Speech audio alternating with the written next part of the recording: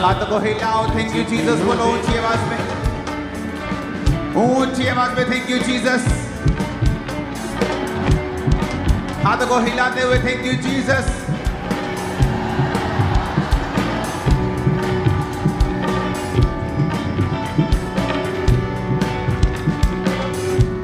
मैं रब तो दुआ करके सब कुछ पा लिया। मैं रब तो दुआ करके सब कुछ पा लिया। खुदा से बात करो, परमेश्वर आज जो कुछ भी मैं सुनूंगा मैं 100 गुना फलों को लेके आऊंगा। आज जो कुछ भी मैं सुनूंगा मैं फलों को लेके आऊंगा। बेटा जो कुछ आज मैं सुनने जा रहा हूं, सुनने जा रही हूं, अंधकार की शक्तियां उसे चुराने ना पाए। हाथों को उठाकर मांगो सब जन।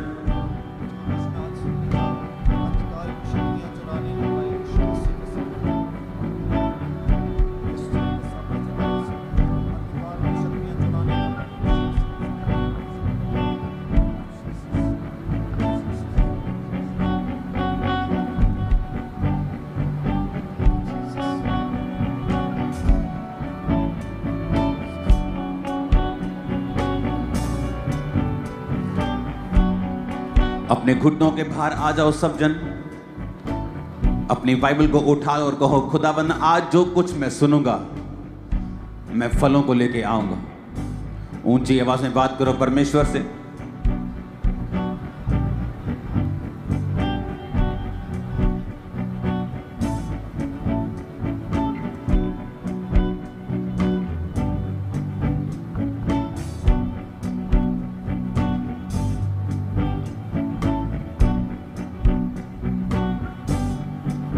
उठाकर अपने हाथों को सब जन, जो कुछ आज मैं सुनने जा रहा हूं मैं फलों को लेके आऊं। ऊंची आवाज से मांगो सब जन।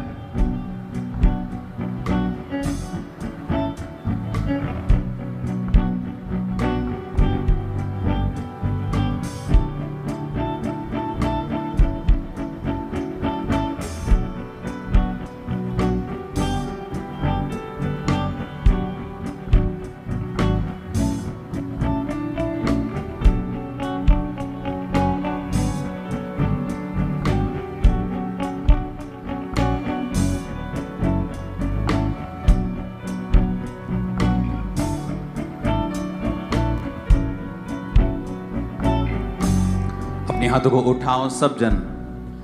इस चर्च के लिए खुदाबंद सब चीजों को आगे लेके जाए अपनी हजूरी में। अपने हाथों को उठाएंगे। सब सेवा करने वालों के लिए अपने हाथों को उठाएं। इस चर्च के लिए, सेवकाई के लिए, इस विजन के लिए अपने हाथों को उठाएं। परमेश्वर से मर्सी, दया को, अनुग्रह को मांगे अपने हाथों को उठा के।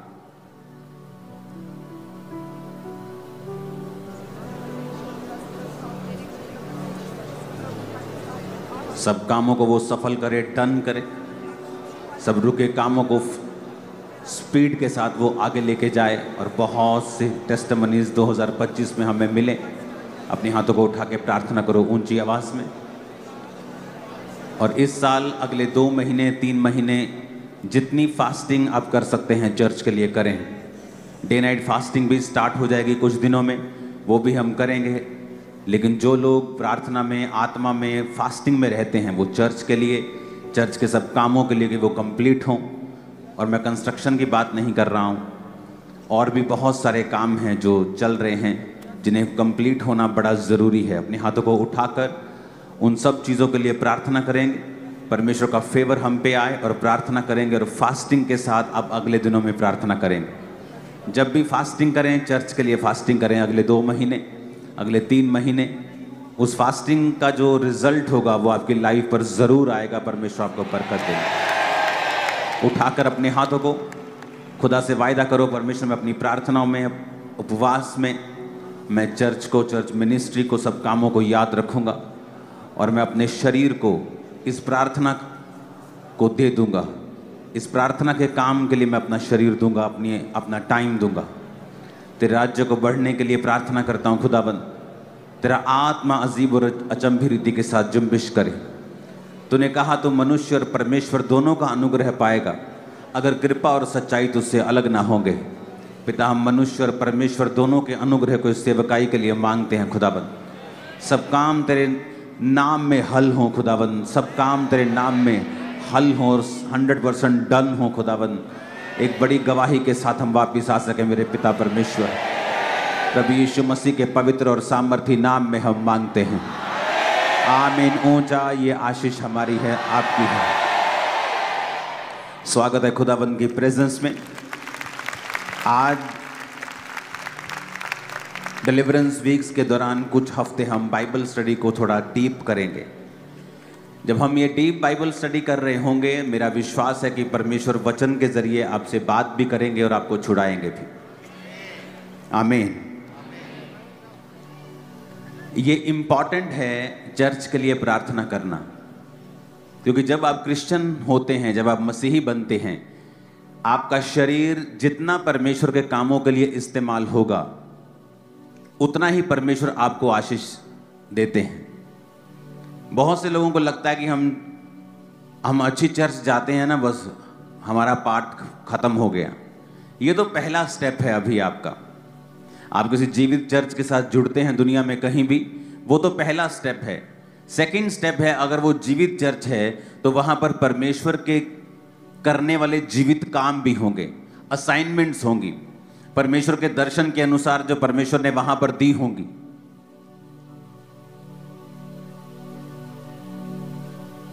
ये पीछे थोड़ा मैनर में रहो टेंट टीम।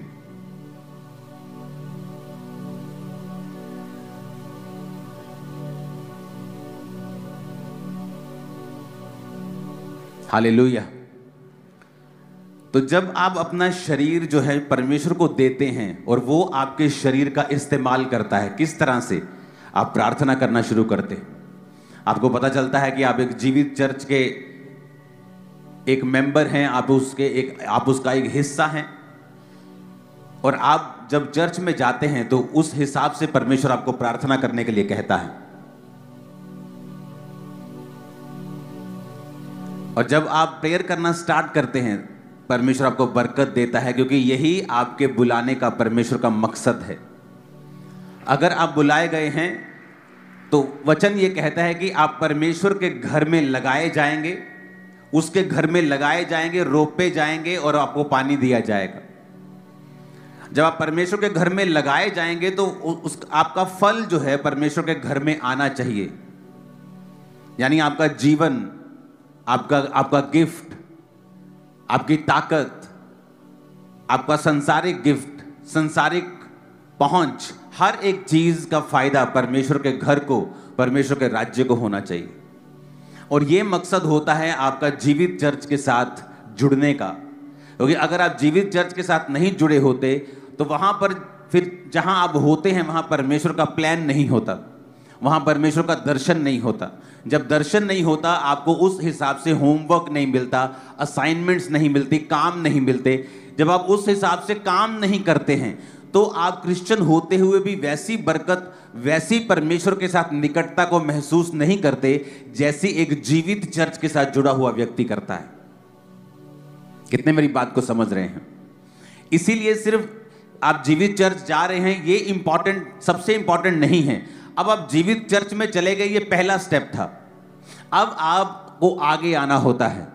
कोई इवेंजलिस्ट टीम में है, कोई काम कर रहा है, कोई बो रहा है, कोई प्रार्थना कर रहा है, कोई उपवास कर रहा है, और आपको परमेश्वर के कामों को, दर्शनों को जो परमेश्वर अपने दास को देता है या आपको देता है, इस विजन को, मिनिस्ट्री को देता है, उसके हिसाब से प्रार्थना करना, उसके हिसाब से उपवास रखना, उसके हिसाब से बोना, उसके हिसाब से अपने काम करने। अगर आपको कोई गिफ्ट है, आप सीए हैं, मैं ये बातें पहले बता चुका हूं, उस हिसाब से आप काम भी करते हैं, प्रार्थना भी करते हैं, दर्शन के साथ जुड़ते भी हैं, और फिर परमेश्वर आप पर बरकत देता है, क्योंकि फिर आप एक वैल्यूएबल मेंबर होते हैं उसके घर के। एक ऐसी गाड़ी बन जाते हैं जिसे अगर रोज एक ऑनर इस्तेमाल करता है तो वो उसकी टाइम पर सर्विस भी कराता है, वो उसको साफ भी रखता है, वो उसको बचा के भी रखता है। तो आपकी वैल्यू परमेश्वर की निगाहों में उतनी ही है जितना आप उसके राज्य के लिए काम करते हैं। आप उसके राज्य के लिए जितने मूल्यवान हैं, आपकी निगाह, परमेश्वर की निगाह में आपकी वैल्यू भी उतनी ही है। कितने मेरी बात को समझ रहे हैं? इसलिए आपने बहुत बार ये नोटिस किया होगा, जो लोग सेवकाई में होते हैं, इनडायरेक्ट जो ज्यादा सेवकाई में जुड़े होते हैं, आप देखना उनकी लाइफ में हीलिंग, उनकी लाइफ में डिलीवरेंस दूसरे लोगों के मुकाबले कहीं अधिक स्पीड से होती है, कहीं अधिक जल्दी से होती है। दूसरे लोगों के मुकाबले उनकी लाइफ में जो बरकत है वो कहीं अधिक तेजी से और ज्यादा होती है, क्योंकि वो परमेश्वर के राज्य के लिए मूल्यवान होते हैं। कितने मेरी बातों को समझ रहे हैं? अब शैतान जब आपको धोखा देता है, वो आपको धोखा देता है झूठ के द्वारा, क्योंकि जब उसने हवा को भी भरमाया तो उसने झूठ कहा कि अगर ये फल तू खा लेगी तो ये फल खाने से तेरी आंखें खुल जाएंगी और तू परमेश्वर के तुल्य हो जाएगी। जबकि हवा ये भूल गई कि वो तो पहले से ही परमेश्वर के तुल्य बनाई गई है, तो उसे सिर्फ अच्छा देखना है, क्योंकि परमेश्वर ने सब कुछ अच्छा बनाया, उसे बुराई क्यों देखनी है? बुरे या भले के लिए उसकी आंखें वो क्यों खोले? लेकिन शैतान ने, बाइबल कहती है, उसे भरमाया, हवा ने वो फल खाया और अपने पति को भी खाने को दिया और वो गिर गए, बाइबल कहती है। उसके बाद कर्स आए। इमेजिन करो, आपका हार्ट, आपकी किडनी कितने हजार साल चलने के लिए बनाई गई थी। आज जो 40-40 साल, 30-30 साल में लोगों को हार्ट अटैक आ रहे हैं, 50 साल में अपने आप को बूढ़ा मान रहे हैं लोग, लेकिन आपको ऐसे नहीं बनाया गया था। इमेजिन करो, आदम की उम्र अगर वो 930 साल उसकी उम्र रही होगी, तो गिरने के बाद 900 साल की उम्र है उसकी। देखो, जब वो गिर गया पाप में, इमेजिन करो अगर वो पाप में नहीं गिरता तो कितने हजार साल उसकी उम्र परमेश्वर ने बनाई होगी। शायद 5000 साल, 10,000 साल, मैं नहीं जानता कितनी, लेकिन इमेजिन करो अगर गिरे हुए की उम्र 900 साल थी तो जागे हुए की और जीवित की उम्र कितनी होती। इमेजिन करो, आपका हार्ट, आपकी किडनी 900 साल, हजार साल, तो कम से कम गिरे हुए व्यक्ति की बात कर रहा हूं। इमेजिन करो 2000, 2500, 3000 साल चलने के लिए आपके हार्ट को बनाया गया था। आज कोई बिल्डिंग देख लो, 200 साल नहीं निकलते किसी बिल्डिंग के। आप दुनिया का सबसे महंगा प्लेन भी आज ले लोगे, 600 करोड़, 700 करोड़ का, 20 साल बाद वो भी पुराना लगने लग जाता है, सिर्फ 20 साल में। तो इमेजिन करो आप कितनी आपकी वर्थ है कि आप इतने सालों के हो जाते हैं और आपका हार्ट वैसे ही काम करता है, किडनीज वैसे ही काम करती हैं, सब चीजें वैसी ही काम करती हैं। कितना स्ट्रॉन्ग मैकेनिज्म है जो परमेश्वर ने बनाया। इसलिए बाइबल कहती है बुद्धि परमेश्वर से निकली है। दुनिया का सबसे बड़ा कंप्यूटर किसने बनाया? इसी बुद्धि ने, इसी इंसान ने बनाया। अगर वो मंगल पे भी जा रहा है तो किसकी वजह से? उसी बुद्धि की वजह से जो परमेश्वर ने दी है, उसी दिमाग की वजह से। तो इमेजिन करो परमेश्वर ने कितना शानदार आदम को बनाया था। लेकिन वचन कहता है आदम का बेटा हाबिल, आदम का बेटा कैन, दोनों एक दूसरे, जो हाबिल था वो उसकी भेंट ग्रहण हुई क्योंकि वो परमेश्वर के सामने धर्मी था। कैन की भेंट ग्रहण नहीं हुई क्योंकि वो करप्ट था। कैन ने हाबिल को मार दिया, मर्डर हो गया, क्योंकि वो ब्लड का पाप जो था, जो आदम और हवा के कारण उनके वंश में गया, वो पापी ब्लड से ही थे और मर्डर किया और उसके बाद उसको वहां से भागना पड़ा। वचन कहता है कि इंसान पाप के बाद पाप करता गया और परमेश्वर ने एक दिन फैसला किया कि मैं अब मनुष्यों के साथ विवाद नहीं करता रहूंगा सदा, इसलिए मनुष्य की उम्र सिर्फ 120 साल की होगी। तब परमेश्वर ने नूह के बाद 120 साल की उम्र ठहराई और तब इंसान 120 साल जीने लगा। नूह तक सभी लोग 900 साल जीते थे, लेकिन उसके बाद लोग 700 साल जीने लगे, फिर 500, फिर 400, फिर 300, फिर 200। जल्दी जल्दी से उम्र जो थी वो कम होने लगी और एंड में 120 साल, जिस तरह मूसा 120 साल का होकर मरा, तो इस लाइन में परमेश्वर उस उम्र को आलाकर परमेश्वर ने टिका दिया और आज तो वो उससे भी आधी रह चुकी है। कई देशों में तो जो एवरेज उम्र है वो 60, 65, 66, 70 साल की रह चुकी है। जो पाप की वजह से 900 साल का आदम मरा और फिर पाप की वजह से 120 का हो गया और अब पाप की वजह से वो 65, 70 का ही रह गया इंसान। आप इमेजिन करो कि परमेश्वर ने जब इंसान बनाया था तो हजारों साल जीने के लिए बनाया था। आज मैं एक ऐसा विषय आपसे डिस्कस करूंगा कि अगर ये आपके दिमाग में घुस गई बात तो आप अपनी जिंदगी के खुद जिम्मेवार होंगे और आपको मालूम होगा कि मैं जहां हूं अपनी मर्जी से, अपनी वजह से, अपने डिसीजंस की वजह से हूं, इसमें परमेश्वर का कोई अब लेना देना नहीं है। अगर मैं बढ़ना चाहता हूं मैं बढ़ सकता हूं, अगर मैं कम होना चाहता हूं तो हो सकता हूं। अब ये मेरे हाथ में है, क्योंकि बाइबल कहती है परमेश्वर ने आपको वर्ड दिया है, वचन दिया है।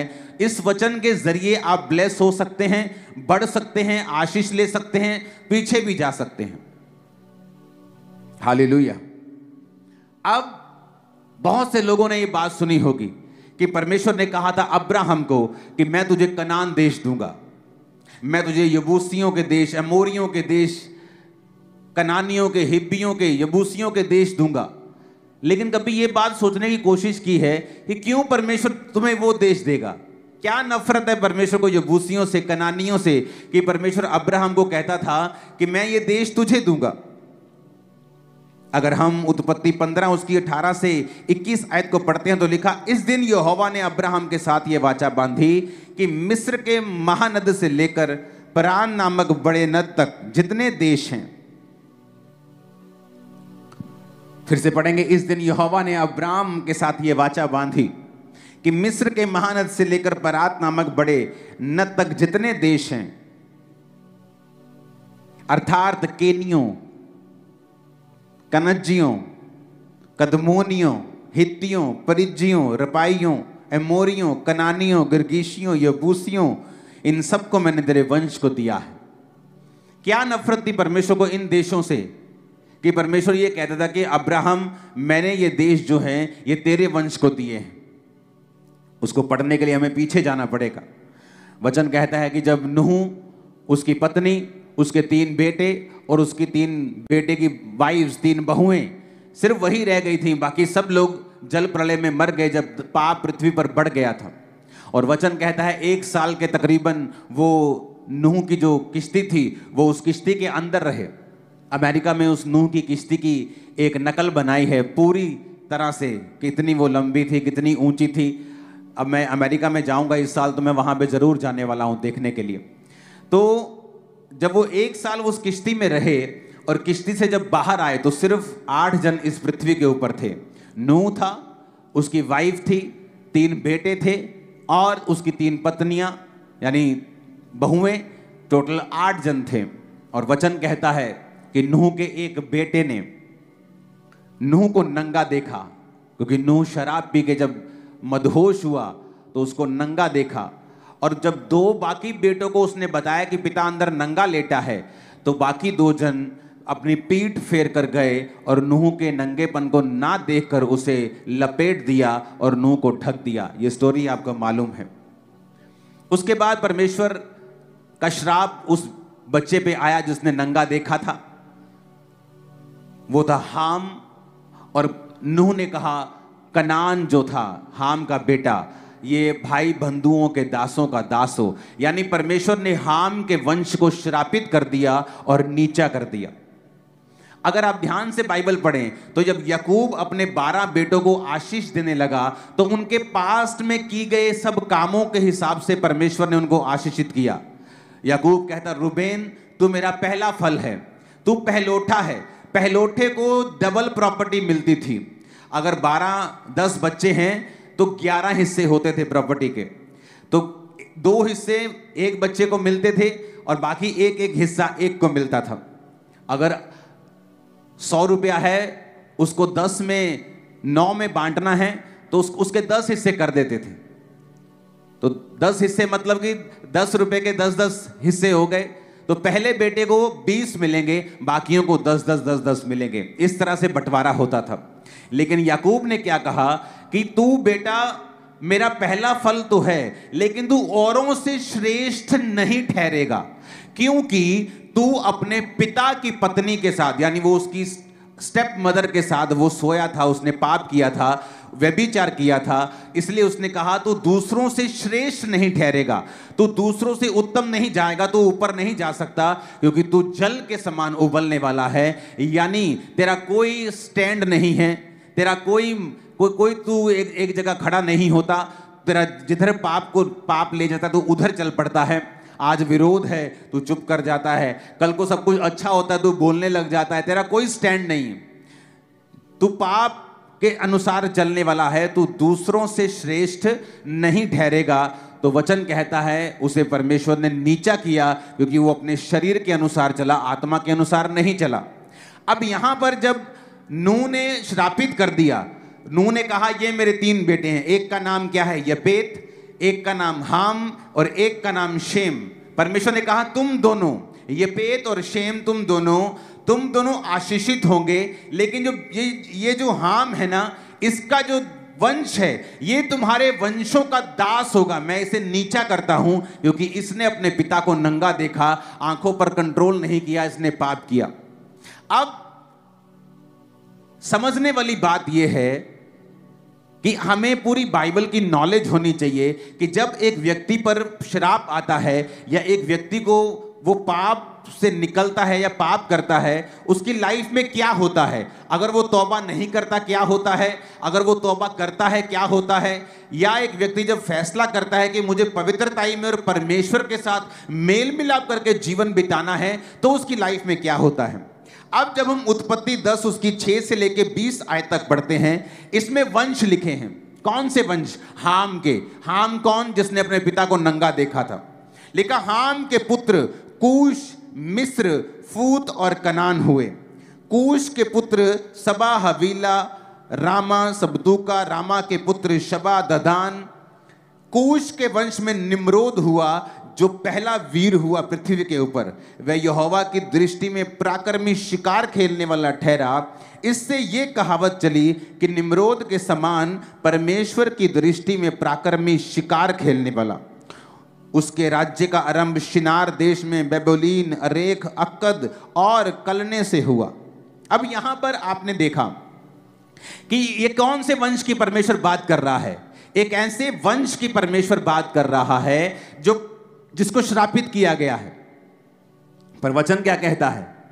वचन कहता है जिसको श्रापित किया गया था उसके वंश में पृथ्वी का पहला वीर निकला।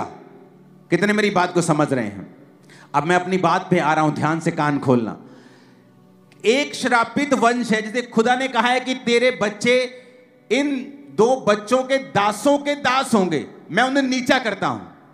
वो नौकरों के भी नौकर होंगे, बड़ा एक निम्न जीवन बिताएंगे, मैं उन्हें ऊंचा नहीं करूंगा, उन्हें आशीषित नहीं करूंगा। लेकिन वचन क्या कहता है? हुआ क्या उनके साथ? ऐसा कुछ नहीं हुआ अभी। वचन कहता है कि उनके वंश में एक वीर पैदा हुआ। पृथ्वी का पहला वीर उस वंश से पैदा हुआ जिस वंश को परमेश्वर ने श्रापित किया था। पर यह कैसे हो सकता है? सोचने वाली बात है। जब आप बाइबल पढ़ते तो सोचते तो होंगे ही कि एक तरफ अभी पिछली अध्याय में तो परमेश्वर इनको श्रापित कर रहा है, अगले अध्याय में यह लिख रहा है कि इसी वंश में एक ऐसा वीर पैदा होता है जो पृथ्वी का पहला वीर था। इतना बड़ा बड़ा परमेश्वर उनको ब्लेस कर रहा है, इतना उनका नाम कर रहा है, तो फिर ये श्रापित कहां से हुए? वचन कहता है उसके बाद जब आप 20 आयत तक पढ़ते हैं तो लिखा है 13 आयत में लिखा मिस्र के वंश में लूदी, अनामी, लहाबी, नप्तूही।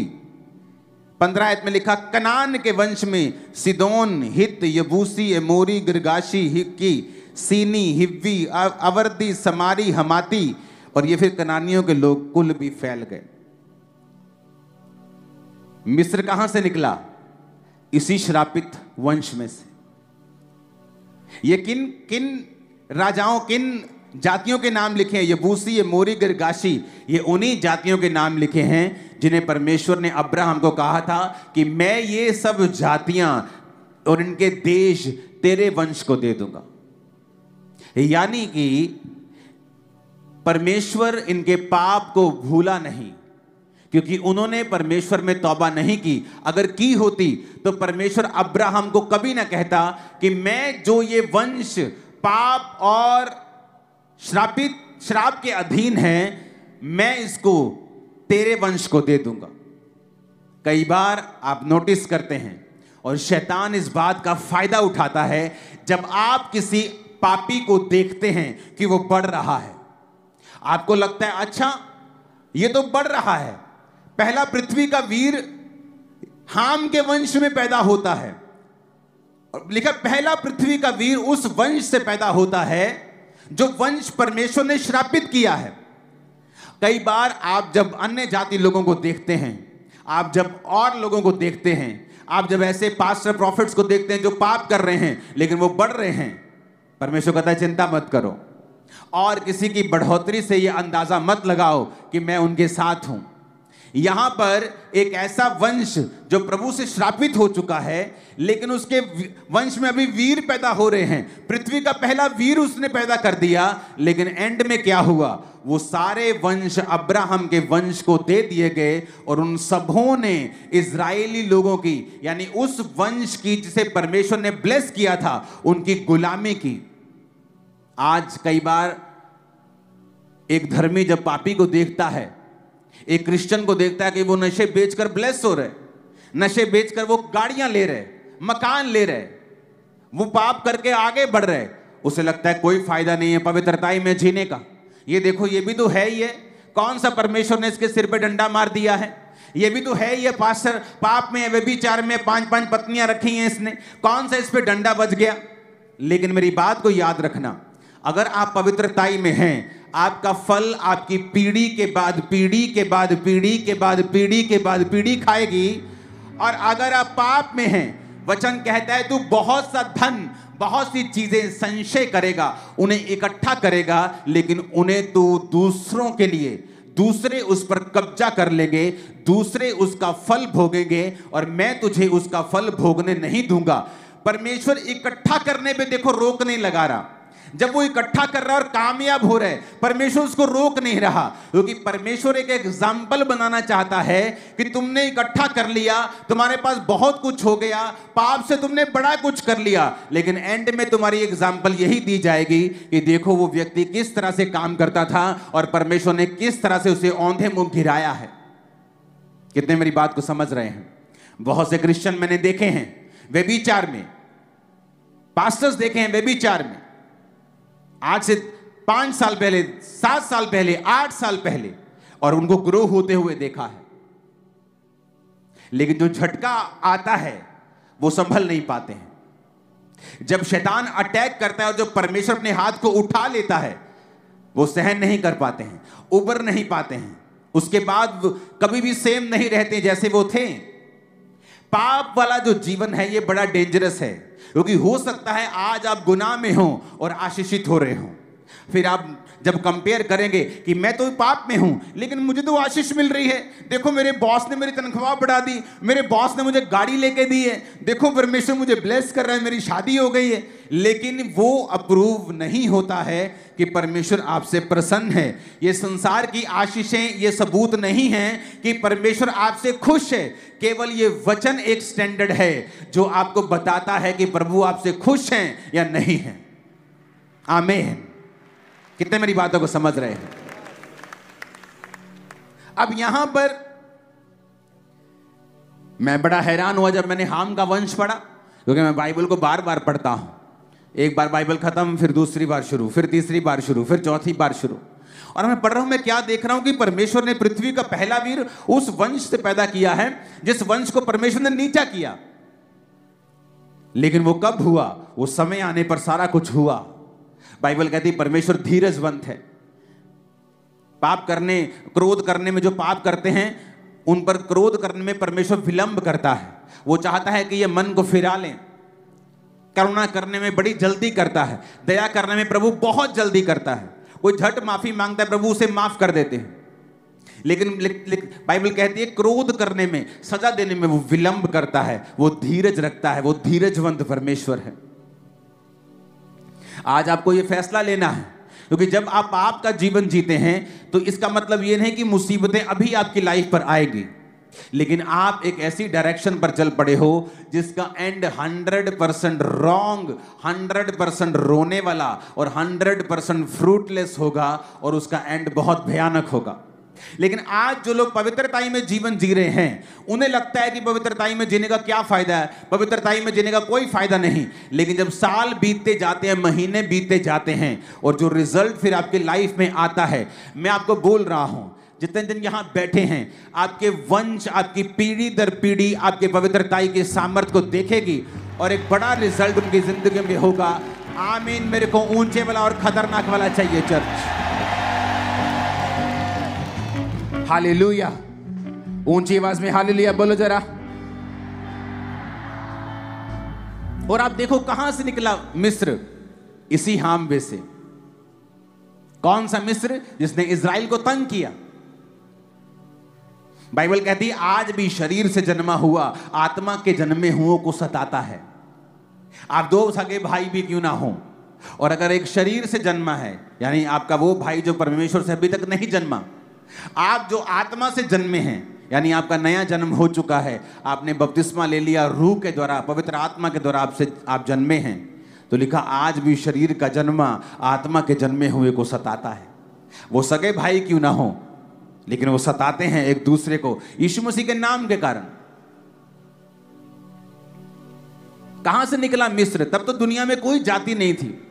वचन कहता है कि ये सारे बच्चे जो हाम के थे, यपेत के थे, शेम के थे, ये सारे बच्चे अपने अपने नामों के अनुसार अपने अपने देशों को उन्होंने बसा लिया। यबूसी कौन था? एक बेटा था, पूरा यबूसी देश उसने बसाया। एमोरी कौन था? एक बेटा था, पूरा एमोरी देश उसने बसाया। और इसलिए परमेश्वर ने कहा था अब्राहम को कि मैं ये अमोरियों का ये सब देश तेरे वंश को दूंगा। क्यों? क्योंकि वो अब्राहम उस बेटे की संतान थी जिसको परमेश्वर ने ब्लेस किया था, जिसने अपने बाप को नंगा नहीं देखा था। और परमेश्वर ने कहा ये जो पापियों का वंश है, मैं ये सारे देश, इनके देश मैं तेरे वंश को दे दूंगा। आज पाप में जीवन बिताना बड़ा आसान है। किसी को मालूम नहीं होगा कि आप अंदर घुस के क्या कर रहे हैं, लेकिन इसका मतलब ये नहीं तभी गुनाह का रिजल्ट आएगा या तभी आप डाउन होंगे, इसका मतलब ये नहीं है। कई बार एक व्यक्ति पाप में हो सकता है और अगले 5-6 साल बड़ी आशीषें उसकी जिंदगी में आए और वो सोचता है शायद परमेश्वर ने इसे अप्रूव कर दिया है या परमेश्वर इन चीजों की परवाह नहीं करता है, लेकिन ऐसा नहीं है। वचन आसमान में, बाइबल कहती है, ताया हुआ वचन सिद्ध किया हुआ है। जो वचन कहता है कि वो होगा तो वो होगा ही होगा। इसीलिए जब आप स्वर्गदूतों को देखते हैं बाइबल में, वो कह रहे होते हैं पवित्र पवित्र पवित्र सेनाओं का यहोवा। इसलिए आप जब बाइबल पढ़ते हैं आपको मालूम होता है परमेश्वर कहता है कोई भी पवित्रताई के बिना परमेश्वर को देख नहीं सकता। अगर आपकी लाइफ में बड़े से बड़ा बंधन है, ऐसा बड़ा बॉन्डेज है, चाहे वो पैसों का हो, कर्जे का हो, बीमारी का हो, तकलीफ का हो, फैमिली कर्स हो, डाइवोर्स हो, एनीथिंग, डिप्रेशन हो, मैं आपको बताता हूं परमेश्वर की आत्मा ने, उसके पवित्र आत्मा ने मुझे तरीका बताया था कि तेरी जिंदगी में जितना भी बड़ा बंधन क्यों ना हो, चाहे मेडिकल साइंस में उसका इलाज ना हो, चाहे कोई कुछ भी क्यों ना हो, केवल अगर तू पवित्रताई में रहे, मैं तेरे बड़े से बड़े बंधन को तोड़ दूंगा। सारे बंधन तेरी लाइफ से टूट जाएंगे। ये मुझे परमेश्वर ने 2010-11 की मैं बात कर रहा हूं।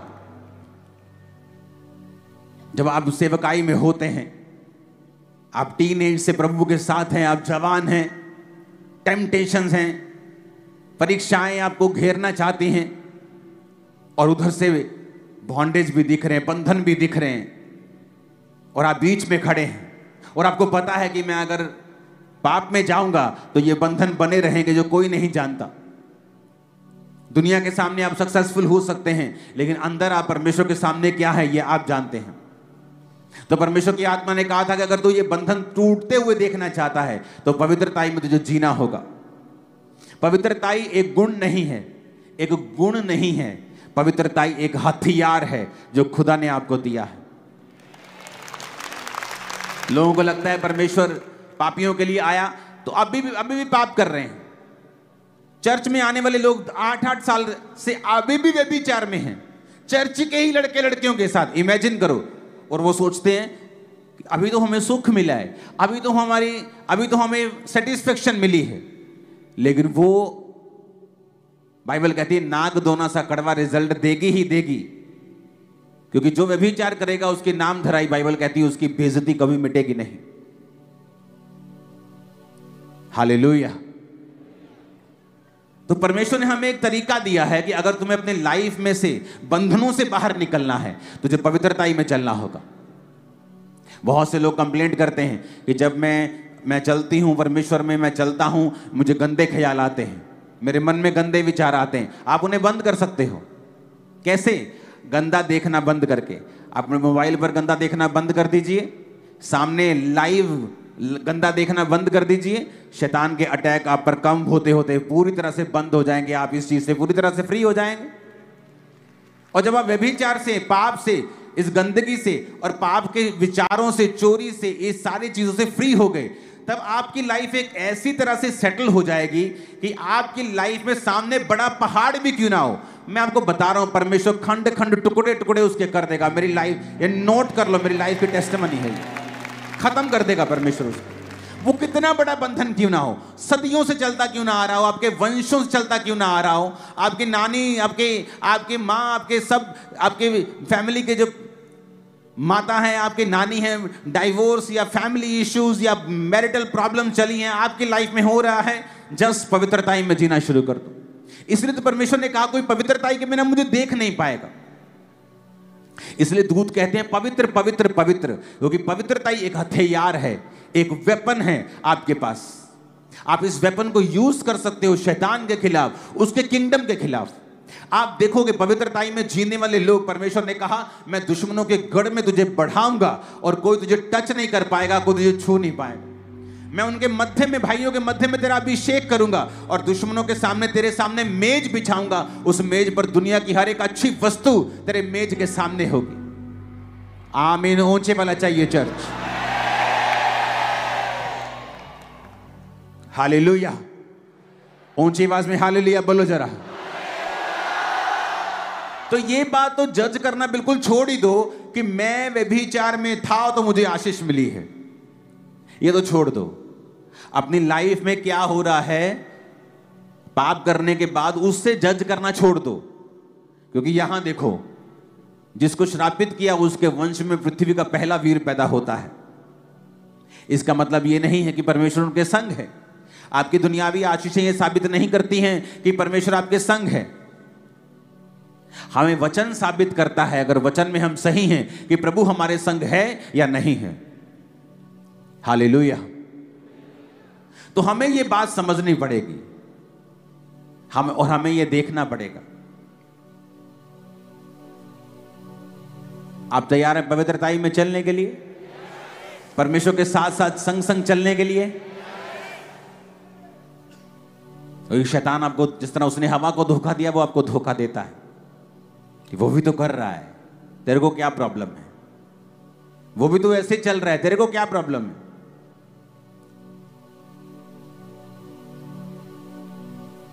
दाऊद को वो बोलता होगा तेरे भाई भी तो पाप करते हैं, राजा की सेना में देख कितनी अच्छी पोस्ट पे हैं, सब आते हैं, सब सूबेदार जी करके बात करते हैं, सब थानेदार जी करके बात करते हैं, पाप में है। देख तू, देख धर्मी बना फिरता है, कभी भेड़ चराता है, कभी गाय चराता है, सारा दिन धूप में पाले में रहता है, तेरे पास क्या है? देख वो पाप करते लेकिन फिर भी कितना आनंद में जीते हैं। लेकिन उनको ये मालूम नहीं था कि परमेश्वर ने उनको परखा और फेल पाया, और दाऊद को परखा और पास पाया, और उस देश का राजा बना दिया जिस देश का वो चरवाहा था। शैतान आपको थोड़ा दिखाकर बड़ा ले लेता है, छोटा दिखाकर बहुत बड़ी चीज ले लेता है, क्योंकि परमेश्वर के पास वही है जो आपके लिए बेस्ट है, और वो इतना बड़ा है जितना आप सोच भी नहीं सकते।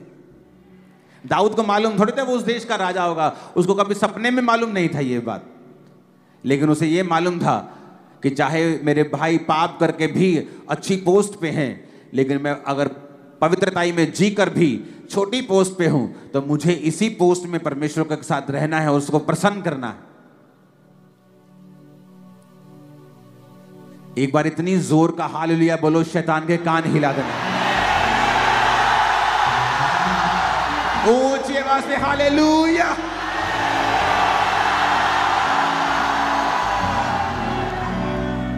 आज खुदावंद ऐसी आर्मी को ढूंढता है जो पवित्रताई में चल सके, और फिर आप इस्तेमाल होंगे जबरदस्त रीति के साथ।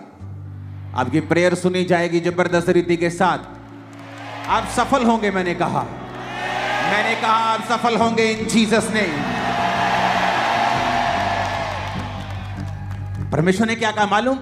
उसने कहा तो अपने माथे के पसीने की रोटी खाया करेगा। तो अपने माथे के पसीने की रोटी खाया करेगा।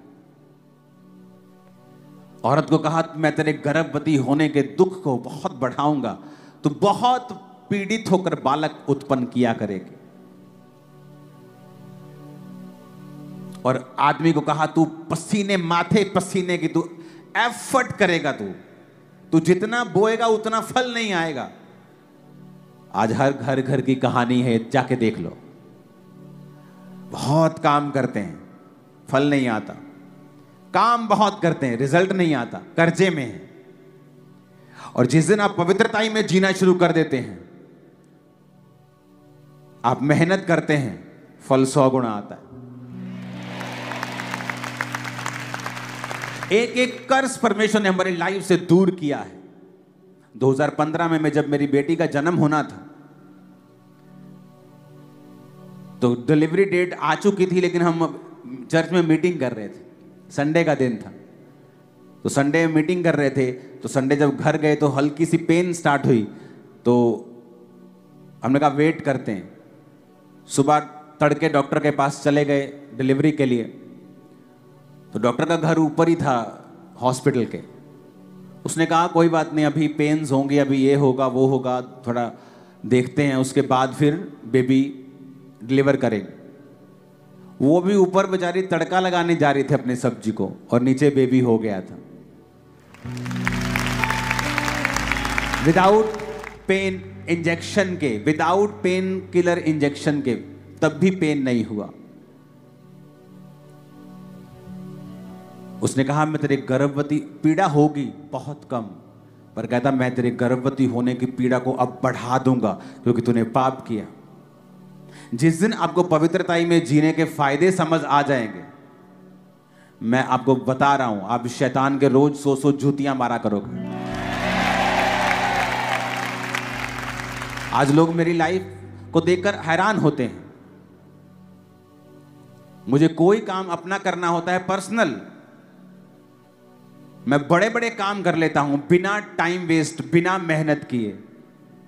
सारा दिन सेवकाई करता हूं मैं। अगर मुझे पर्सनल कमाना हो तो मैं बिलियनर्स की लिस्ट में आ जाऊंगा कुछ सालों में। लेकिन मैं इतना कमाता हूं अपनी साइड पे कि मुझे चर्च पर निर्भर ना होना पड़े। और लोग हैरान होते हैं मेरी लाइफ के देखे कि आप इतना बड़ा काम साइड पर ही, एक नंबर में सब कुछ सही, बिना एफर्ट के कर लेते हो।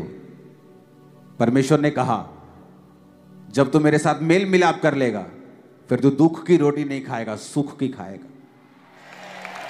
जिस दिन आपको फायदे नजर आने शुरू हो जाएंगे और आपकी आईज ओपन हो जाएंगी कि पवित्रताई में जीने के फायदे क्या हैं। आप एक बहन है, पवित्रताई में चल रहे हैं, वही हस्बैंड आपके सामने आएगा जो परमेश्वर की ओर से होगा। आप करेक्टर में रॉन्ग हैं, आप 36 रॉन्ग के साथ मिलेंगे। जिस दिन आपको पवित्रताई के फायदे और प्रभु के साथ चलने के फायदे समझ आ गए कि परमेश्वर ने आपके लिए क्या रखा हुआ है, आप वही बिजनेस करेंगे। आपकी बुद्धि ओपन होगी, रिजल्ट आएगा, रास्ते साफ होंगे, एफर्टलेस आपकी लाइफ चलेगी। मैं आपको बता रहा हूं,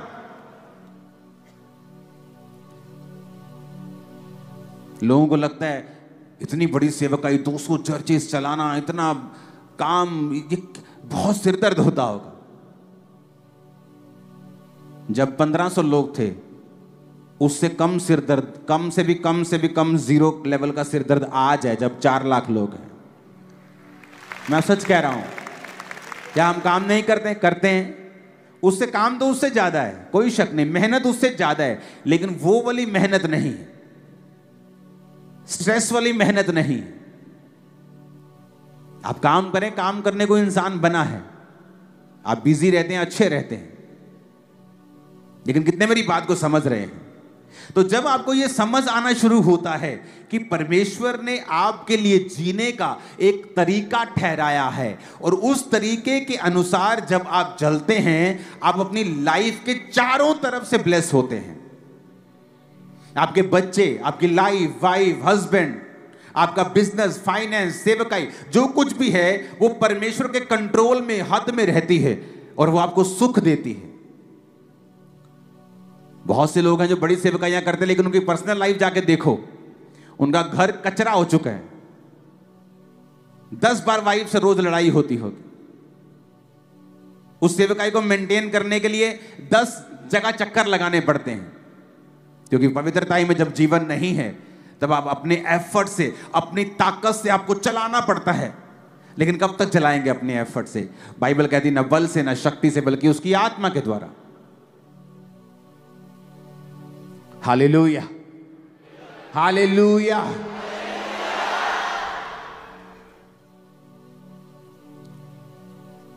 बहुत से लोगों ने ये टेस्टिमनी सेम दी है।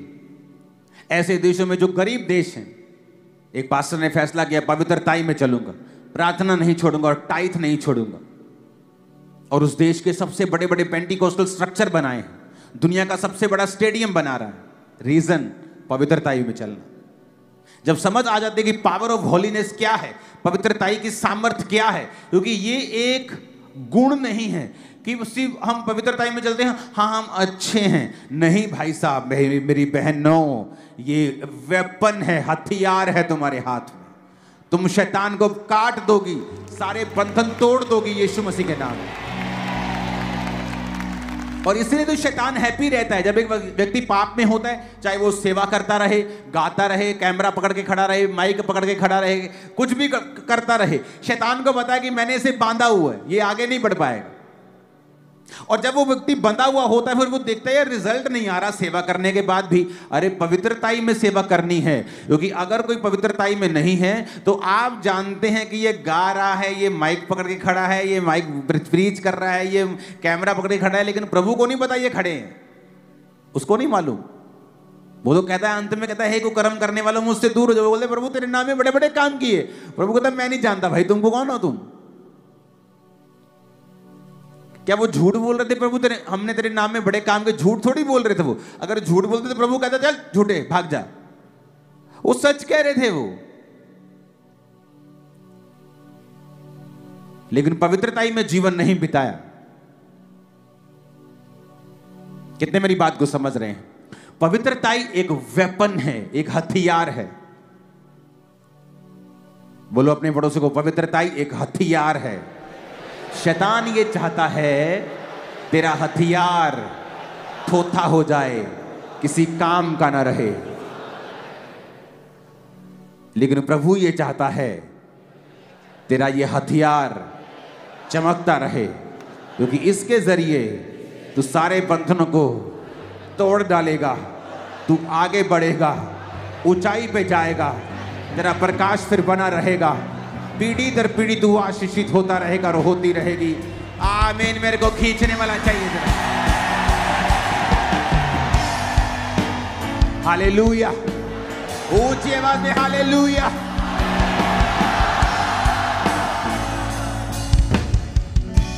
आमीन।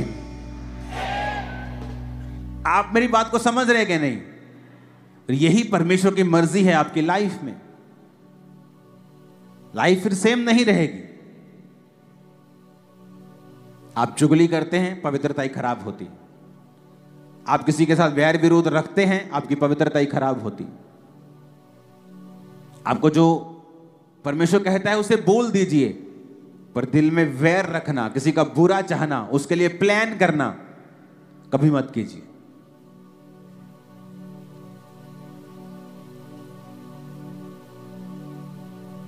कितने इन बातों को समझ रहे हैं?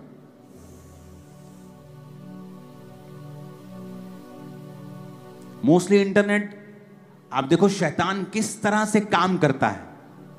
आप इंटरनेट खोल के चलो बैठ जाओ, फेसबुक इंस्टा खोल लो, आपको 90% जोक्स हस्बैंड और वाइफ के जो आएंगे हमेशा डफर किस्म के आएंगे। हस्बैंड और वाइफ की सहभागिता को कमजोर करने वाले होंगे।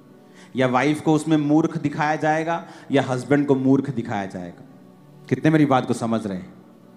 वाइफ की कमियां दिखाई जाएंगी, चाहे वो कॉमेडी कर रहे हैं, लेकिन आपकी स्पिरिट में एक मैसेज जाता है। जब स्पिरिट में एक मैसेज चला जाता है तो फिर आप बाहर ढूंढना शुरू करते हैं और वहां पर आप मिस कर जाते हैं मार्क, एक स्टैंडर्ड जो परमेश्वर ने आपकी लाइफ के लिए ठहराया है। कितने मेरी बातों को समझ रहे हैं? इसलिए वचन कहता है कि हस्बैंड और वाइफ का मसला वो आपस में सॉर्ट आउट करें। ऐसा ना हो उनकी प्रार्थनाएं रुक जाएं, क्योंकि वो अब दो तन नहीं, दो जन नहीं, वो एक जन है। इसलिए बाइबल कहती है मनुष्य अपने माता पिता से अलग रहेगा और पत्नी के साथ मिला रहेगा। फैमिलीज को भी चाहिए कि वो पति पत्नी का स्थान सबसे ऊपर है, उसके बाद माता और पिता का स्थान आता है। मैं सच कह रहा हूं। माता और पिता की इज्जत ना करना यानी अपनी लंबी उम्र को लात मारनी, और पत्नी इस काम में पति का सहयोग करे कि वो अपने माता पिता की इज्जत कर सके। इसलिए लोग जब चर्च में आते हैं, लाइफ में जब वचन को सुनते हैं, उनको सब तरफ से परमेश्वर जब बताता है कि उन्हें क्या करना है, ऑटोमेटिकली लाइफ पवित्रता में चलनी स्टार्ट होती है। और जब हथियार आपके पास आ जाता है, बंधन सारे टूट जाते हैं। और ऐसा ही होगा। आमीन ऊंचा चाहिए चर्च।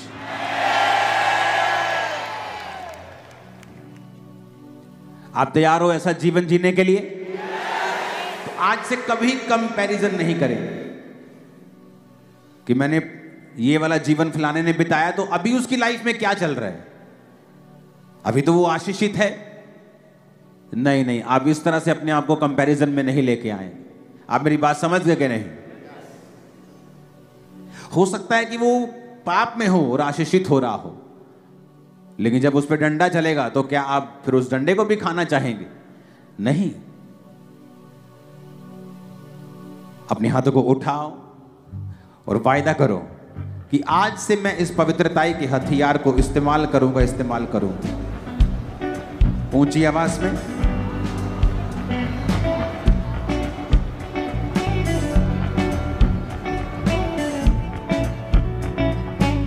तूफानों और आंधियों को वो डांटे, जो डाली फल में उसी को वो छाटे। तूफानों और आंधियों को वो डांटे। सब जन खड़े हो जाओ।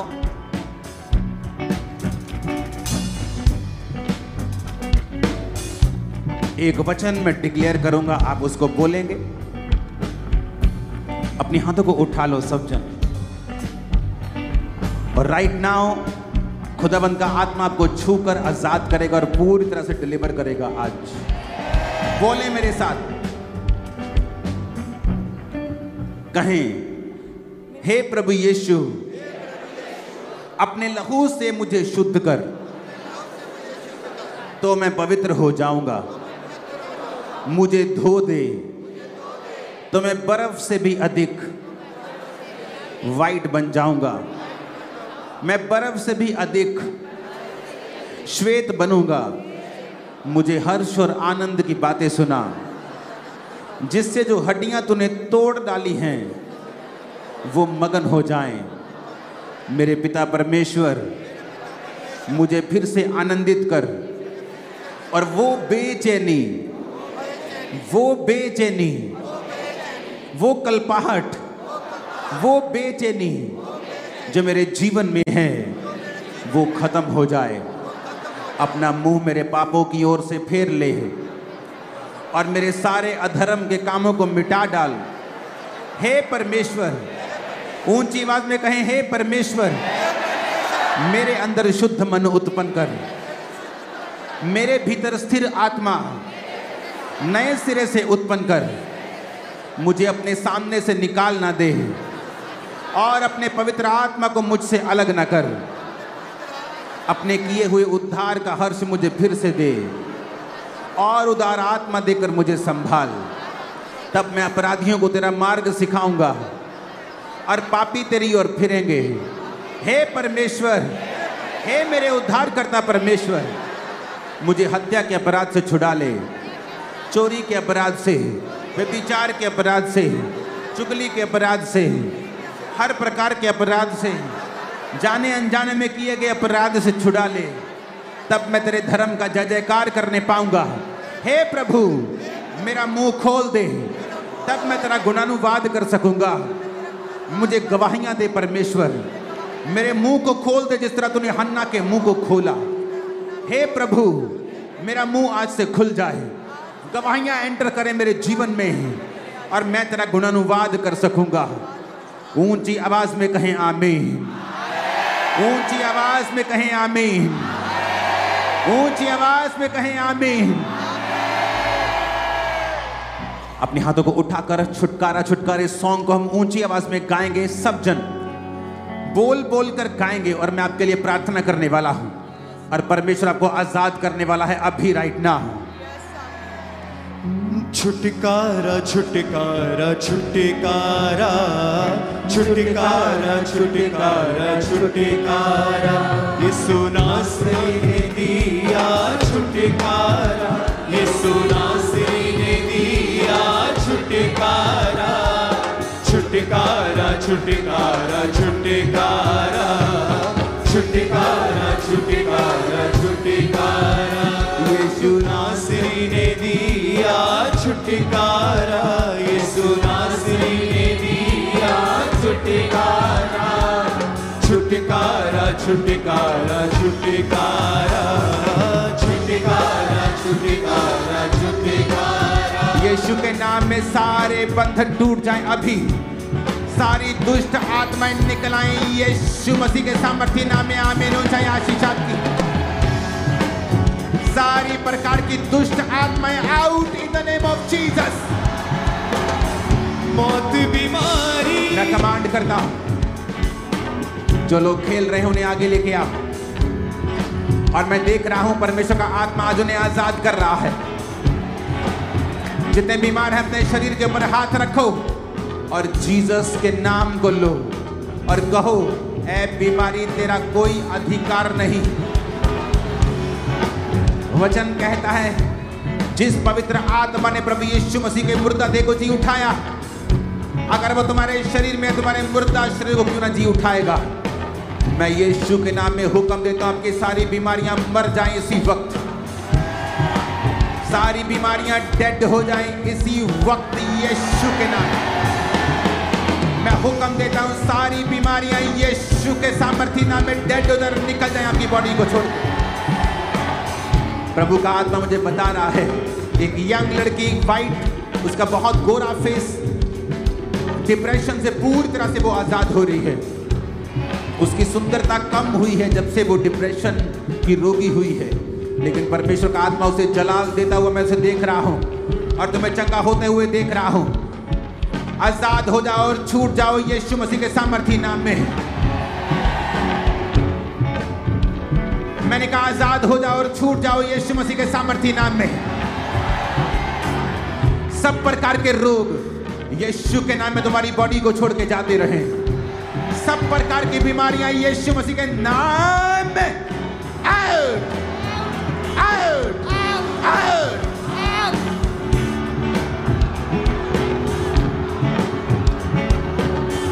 मौत बीमारी यीशु के नाम में मैं कमांड करता हूं सब प्रकार की दुष्ट आत्माओं को, गंदगी की, व्यभिचार की, नशे की, सब प्रकार की दुष्ट आत्माएं, बीमारी की, डिप्रेशन की, डर की, डिले की, काम में हर काम में देरी का आत्मा, डर का आत्मा, वो आत्मा जो आपको नीरस सा रखता है, निरुत्साहित करता है, वो सारी आत्माओं को अपने हाथों को उठा के बोलो यीशु के नाम में आउट आउट हो जाए, आउट यीशु के नाम में आउट।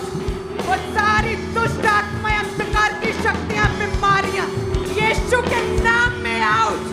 वो सारी बीमारियां डेड हो जाए, वो सारी बीमारियां निकले बाहर। सारी दुष्ट आत्माएं यीशु के नाम में, पाप की, निर्बलता की, कमजोरी की, अंधी, गूंगी, बहरी आत्मा out in the name of Jesus, out in the name of Jesus. वो अंधी, गूंगी, बहरी आत्मा यीशु के नाम में out in the name of Jesus.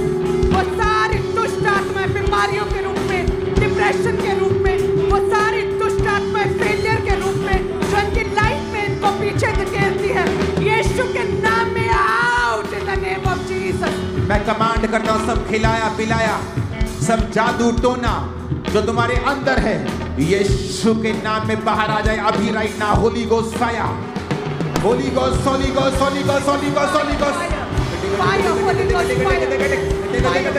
Fire, fire, लेब्रोमा सांडना, आंद्रे खासे खासे, लेब्रोमा सांडना, आंद्रे ना खासा मठाते, लेब्रो सोथनिया ना खासा बातिया, Holi Ghost, Holy Ghost, Holy Ghost, Holy Ghost, Holy Ghost, fire, fire, fire, fire, Holy Ghost fire, fire, fire, fire, वो सारी बीमारियां होली गोस्ट फायर।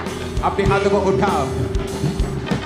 हर एक आत्मा जो शैतानी है आपके घर में, बच्चों की लाइफ में, नशे के रूप में,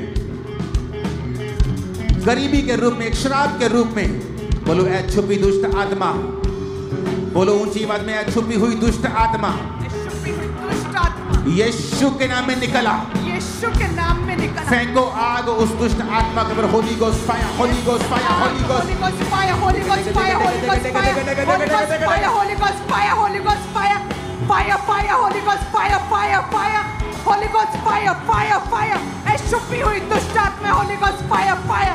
ऐ छुपी हुई दुष्ट आत्मा, पाप, नशा, होली गोस्ट फायर। ऐ जुए, कर्स, शराब, Holi Ghost fire, fire, fire, fire, fire, fire.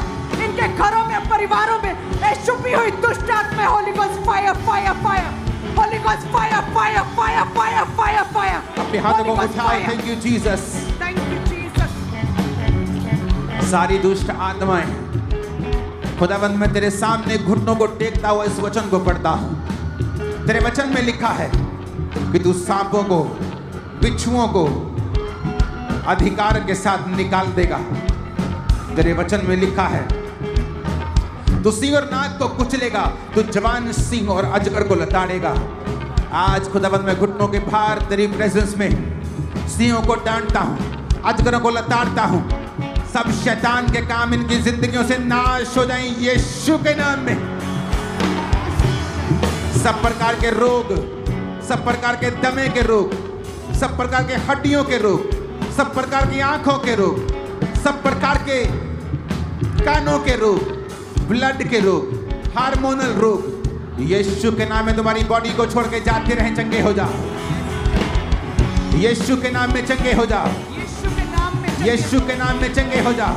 यीशु के नाम में, यीशु के नाम में चंगे हो जाओ। यीशु के नाम में चंगे हो जाओ। यीशु के नाम में चंगे हो जाओ। यीशु के नाम में चंगे हो जाओ। यीशु के नाम में चंगे हो जाओ। यीशु के नाम में चंगे हो जाओ। Be healed in Jesus name. Be healed in Jesus name. उठाओ अपने हाथों को, प्रार्थना करते हैं। मेरे सामर्थी परमेश्वर, तेरे वचन में लिखा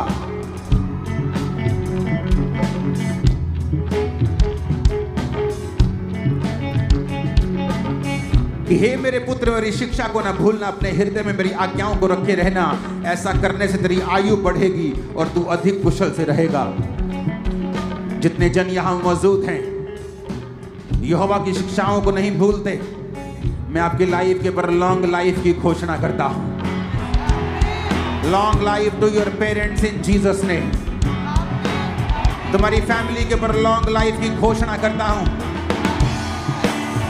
कुशल से रहने की घोषणा करता हूं यीशु के नाम में। वचन कहता है कृपा और सच्चाई तुझसे अलग ना हो। अपने गले का हार बनाकर उनको रखना और हृदय की पट्टियों पर लिखना, तो परमेश्वर मनुष्य दोनों का अनुग्रह पाएगा। कल से जब आप काम पर जाएंगे, आज से जब वापस जाएंगे, खुदा का अनुग्रह तो है ही, मनुष्य भी आप पर अनुग्रह करेंगे। खुदा और मनुष्य दोनों का अनुग्रह तुम्हारे सिरों के ऊपर होगा यीशु के नाम में। यीशु के नाम में। वचन में लिखा है तू अपनी समझ का सहारा ना लेना, वरन संपूर्ण मन से यहोवा पर भरोसा रखना। तू अपनी समझ का सहारा ना लेना, वरन संपूर्ण मन से यहोवा पर भरोसा रखना। उसी को स्मरण करके सब काम करना, वो तेरे लिए सीधा रास्ता निकालेगा। मैं घोषणा करता हूं तुम्हारे सारे रास्ते सीधे हो जाएं, सीधे रास्ते तुम्हें दिखाई देने लग जाएं। तुम्हारी मैरिज के लिए, बिजनेस के लिए, कैरियर के लिए, सेवकाई के लिए सीधे रास्ते निकल आए। Appear in the name of Jesus, you straight ways। सीधे रास्ते यीशु के नाम में जाहिर हो जाओ और निकल आओ। यहोवा ने कहा है कि वो सीधा मार्ग तुम्हें देगा। यीशु के नाम में सीधे मार्ग पे चलना शुरू कर दो आज से। मैं कमांड करता हूं, खुदाबंद का आत्मा कह रहा है, अपने हाथों को उठाकर उन लोगों के लिए प्रार्थना करो जो नशों में हैं। बोलो, नशे की गंदी आत्मा, होली गोस्ट फायर निकला। नशे की गंदी आत्मा को निकालो यीशु के नाम में, राइट नाउ। नशे की दुष्ट आत्मा, नशे की गंदी आत्मा आउट, अभी निकला यीशु के नाम में आउट हो। नशे का जुआ टूटे यीशु के नाम में, नशे का जुआ टूटे अभी नशे का जुआ टूटे। हीलिंग हॉल में, यहाँ पर ब्रांचेस में नशे का जुआ टूटे। वो नशे की दुष्ट आत्मा निकल आए, वो नशे की दुष्ट आत्मा निकले अभी निकले। तलब खत्म हो यीशु के नाम में। वो नशे का जुआ कर्ज टूटे, वो नशे का जुआ टूटे यीशु के नाम में। वो नशे का जुआ टूट जाए, वो नशे का जुआ टूट जाए। हम यीशु के नाम में ब्रेक करते हैं, नशे के जुए को ब्रेक करते हैं, ब्रेक करते हैं। नशे के जुए को ब्रेक करते, ब्रेक करते, ब्रेक करते। नशे के जुए को ब्रेक करते, ब्रेक करते। इनके हस्बैंड्स, इनके फादर्स, इनके घर में, इनके बच्चों, नौजवान युवकों की लाइफ में नशे के जुए को ब्रेक करते, ब्रेक करते, ब्रेक करते। यीशु मसीह के नाम में मांगते हैं, आमीन। ऊंचाई आशीष हमारी है। प्रार्थना करते मेरे पिता, हीलिंग हॉल में जितने लोग बैठे हैं, जिनको तूने छुआ, तेरा शुक्र करते हैं। खुदाबंद बाकियों को छू। सर्वाइकल के रोगी खुदाबंद छू रहा है, हड्डियों के रोगी वो छू रहा है, व्हीलचेयर के रोगी वो छू रहा है, सब प्रकार के रोगियों को वो छूकर चंगा कर रहा है right now in the name of Jesus. परमेश्वर का आत्मा कह रहा है 100 से अधिक लोग होंगे जो बड़ी गवाहियों के साथ आज की मीटिंग से वापस आ रहे हैं। 100 से अधिक लोग जिनकी लाइफ में बड़ी टेस्टिमनीज ने एंटर किया है आज की मीटिंग में, और आप टेस्टिमनीज देंगे, देश आपके लिए खुल गए हैं। आप टेस्टिमनीज देंगे, दमा आपको छोड़ के जा चुका है। टेस्टिमनी देंगे, आपके बच्चे नेक्स्ट लेवल पे जा रहे हैं, आप गवाहियां देंगे। आपका कैरियर छूट गया है शैतान के बंधन से, आप गवाहियां देंगे। आपका पति सुधर गया है, आप गवाही देंगी जल्दी। आपकी फैमिली बपतिस्मा ले रही है, आप जल्दी गवाही के साथ वापिस आ रहे हैं यीशु मसीह के सामर्थी नाम में।